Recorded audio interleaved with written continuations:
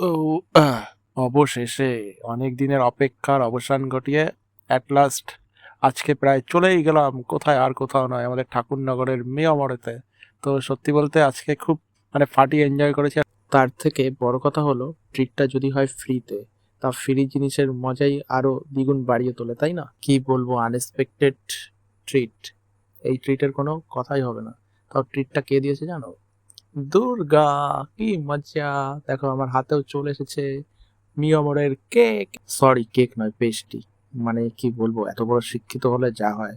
তো চলো তোমাদের সামনে আনবক্সিং করি পেস্ট্রিগুলো, কিরকম খেতে, কেমন আর কেমন ধরনের লাগলো সেটাও তোমাদের সামনে বলি।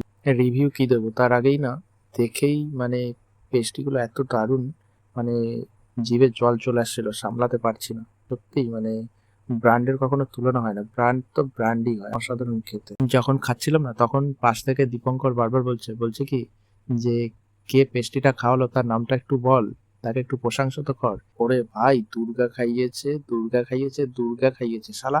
আমাকে একটু খেতেও দেবে না শালা, শুধু প্রশংসা করে যাইতে হবে। হলো তো, দেখ কতবার প্রশংসা করলাম, মন ভরেছে?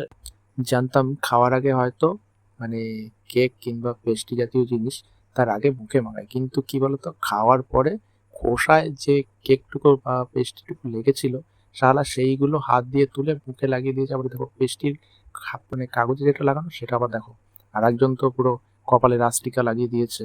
এইবার তো সব হলো, কেক মাখানো হলো, এবার ক্লিনিং করবো কি দিয়ে? ক্লিনিং করার জন্য ওর কাছে দুজনের কারো কাছেই রুমাল ছিল না, তা কি দিয়ে ক্লিনিং করবে? তা ক্লিনিং করার জন্য মিয়ামরের যে ব্যাগটা ছিল, এবার সেই মিয়ামরের ব্যাগ দিয়ে ক্লিনিং করা হচ্ছে। দেখো কত ধরনের মানুষ দুনিয়াতে আছে।